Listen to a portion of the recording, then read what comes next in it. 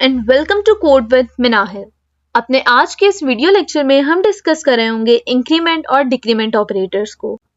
ये unary operators Java programming में बहुत ज़रूरी और इजी हैं और इनका कॉन्सेप्ट समझना बहुत ही आसान है।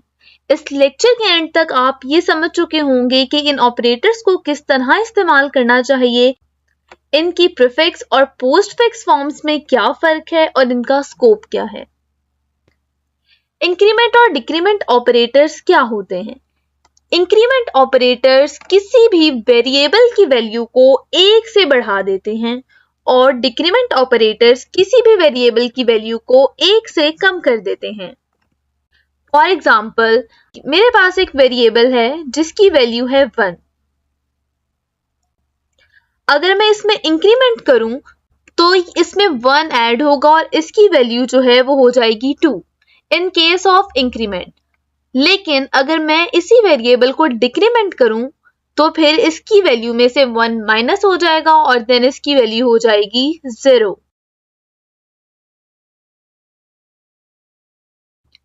इसकी दो टाइप्स हैं, which are prefix and postfix. जैसा कि नेम से ही पता चल रहा है कि प्री मतलब पहले एंड पोस्ट मतलब बाद में। प्रीफिक्स में हमारा ऑपरेटर जो है वो वेरिएबल से पहले लगता है और पोस्टफिक्स में हमारा ऑपरेटर वेरिएबल के बाद लगता है। सबसे पहले देखते हैं प्री इंक्रीमेंट को। प्री मतलब पहले और इंक्रीमेंट मतलब प्लस प्लस। इट मीन्स कि वेरिएबल से पहले हम इंक्रीमेंट का साइन लगा रहे होंगे और इसमें क्या होगा कि जब भी हम वेरिएबल को यूज करेंगे तो पहले इसकी वैल्यू इंक्रीज होगी और उसके बाद हम उस वेरिएबल को यूज कर रहे होंगे। फॉर एग्जाम्पल,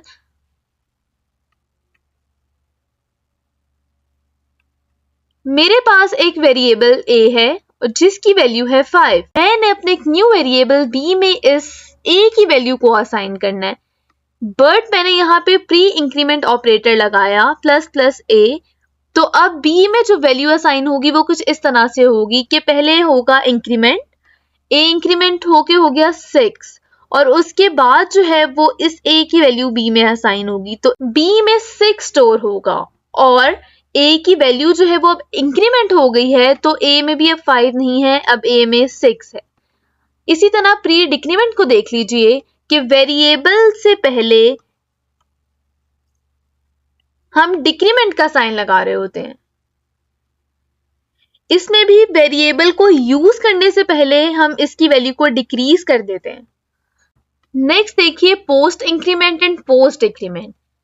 पोस्ट डिक्रीमेंट में हमारा ऑपरेटर वेरिएबल के बाद आता है और इसमें हम पहले वेरिएबल की वैल्यू को यूज करते हैं और उसके बाद उसकी वैल्यू को हम अपडेट करते हैं। सेम केस जो है वो हमारा पोस्ट डिक्रीमेंट में है कि हम पहले वेरिएबल की वैल्यू को यूज करेंगे और उसके बाद उसको अपडेट करेंगे। इसको देख लीजिए किस तरह से काम करता है। अगर हम पोस्ट डिक्रीमेंट की बात करें और हमारे पास दो वेरिएबल्स हैं, एक है इंट a और एक है इंट b। जो b वेरिएबल है उसमें ऑलरेडी हमारे पास 7 स्टोर है और हमने इस b की वैल्यू को असाइन करना है a को। और यहाँ पे अगर हम लिखेंगे b माइनस माइनस तो अब क्या होगा,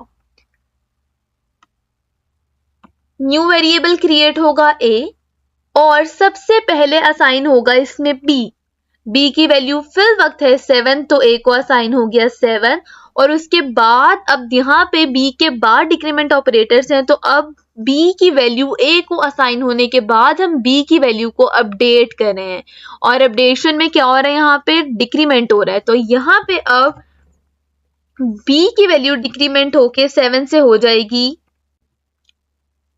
6।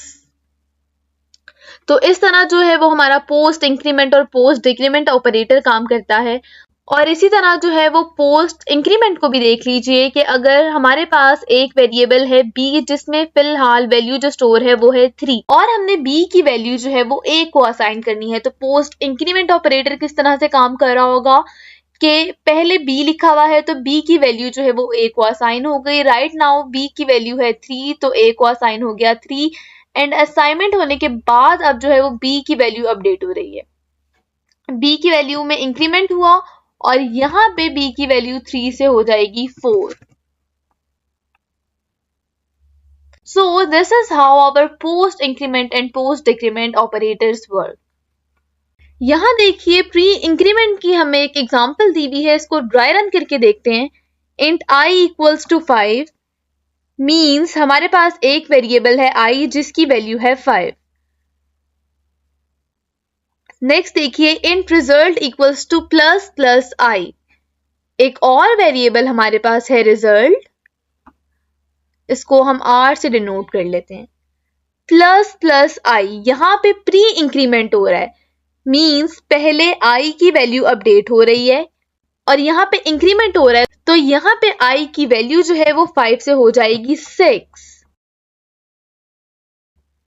एंड आफ्टर दिस हम I की वैल्यू जो है वो असाइन कर रहे होंगे अपने रिजल्ट वेरिएबल को, तो यहाँ पे रिजल्ट में भी स्टोर हो गया 6.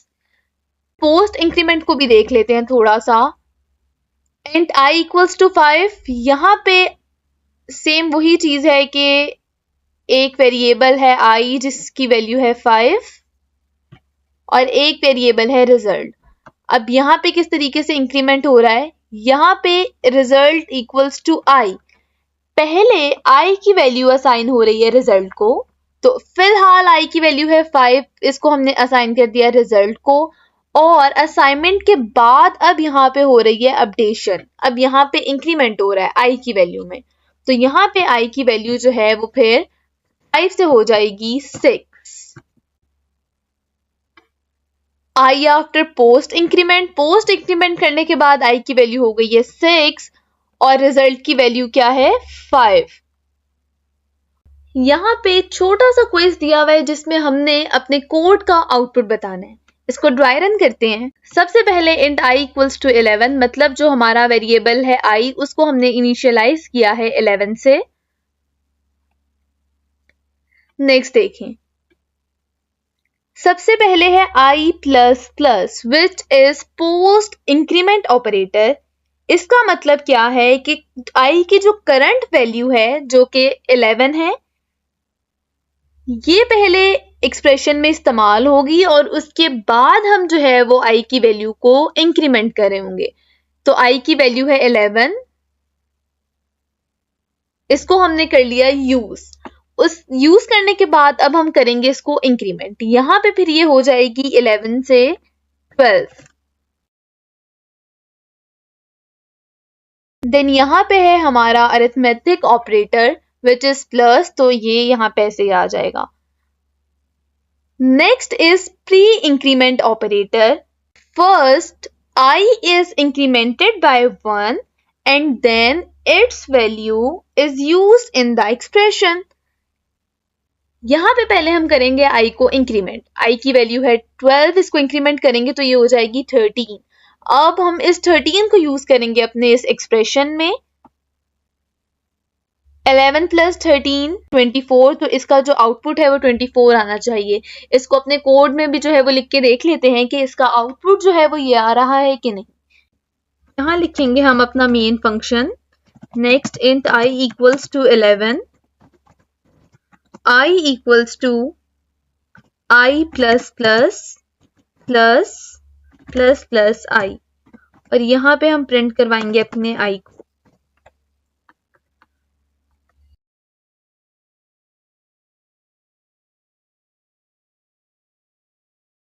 जो आउटपुट आया है वो है 24. Let's move on to the next question. इस क्वेश्चन में भी जो है वो हमने अपने कोड का आउटपुट ही बताना है, तो इसको जो है वो हम ड्राई रन करके देख लेते हैं.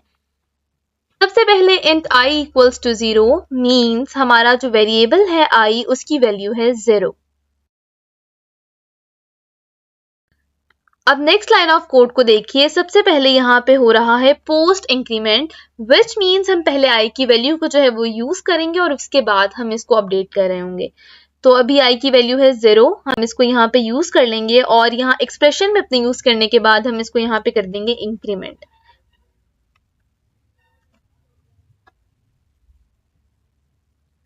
अब I की वैल्यू हो जाएगी 1. नेक्स्ट माइनस का साइन जो है वो एज इट इज आ जाएगा.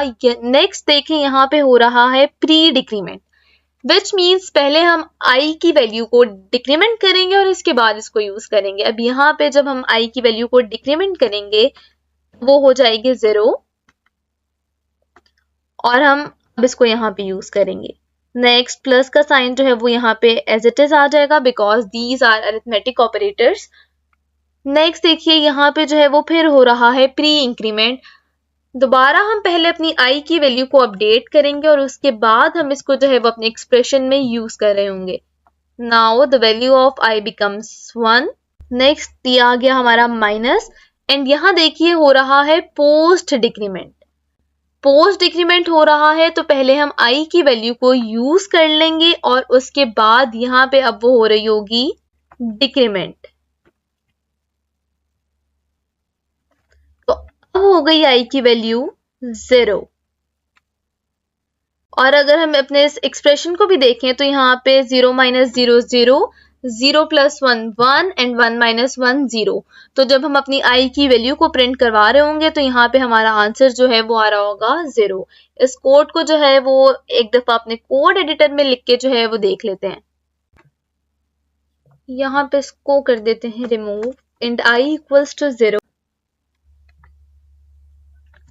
I equals to I plus plus minus minus minus I plus plus plus I minus I minus minus और यहाँ पे जो है वो हम प्रिंट करवा लेते हैं अपने I को।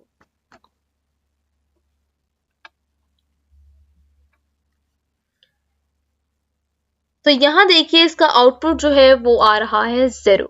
The next question is the program written correctly? इसको देखें boolean b equals to true, b plus plus हमने b को करवाया हुआ है प्रिंट। तो यहाँ पे है कॉमन सेंस की बात कि अगर एक वेरिएबल हमारे पास b है और वो ट्रू है और हम उसको इंक्रीमेंट करेंगे तो क्या होगा? कभी ट्रू या फॉल्स इंक्रीमेंट होते देखा है? यहाँ पे बात ये है कि हम अपनी बूलियन वेरिएबल्स के साथ जो है वो इंक्रीमेंट और डिक्रीमेंट ऑपरेटर्स को यूज नहीं कर सकते। हम इन इंक्रीमेंट और डिक्रीमेंट ऑपरेटर्स को सिर्फ नंबर वाली जो डेटा टाइप्स हैं जैसे कि int, float, double, long, short इनके साथ यूज कर सकते हैं, लेकिन with boolean the answer is no. यहाँ पे वो आपको कंपाइलेशन एरर दे देगा और आपका कोड जो है वो कंपाइल ही नहीं होगा। नेक्स्ट क्वेश्चन की तरफ मूव करते हैं। What is wrong with the below program? int I equals to 0 and int j equals to minus minus I plus plus। यहाँ पे देखिए वो सबसे पहले जो है वो डिक्रीमेंट कर रहा है और उसके बाद पैरेंथेसिस के अंदर पोस्ट इंक्रीमेंट हो रहा है, तो ये सिंटेक्स ही गलत है। हम कभी भी जो है वो नेस्टेड इंक्रीमेंट और डिक्रीमेंट ऑपरेटर्स को यूज नहीं कर सकते। इसको लिख के भी देख लें एक दफा।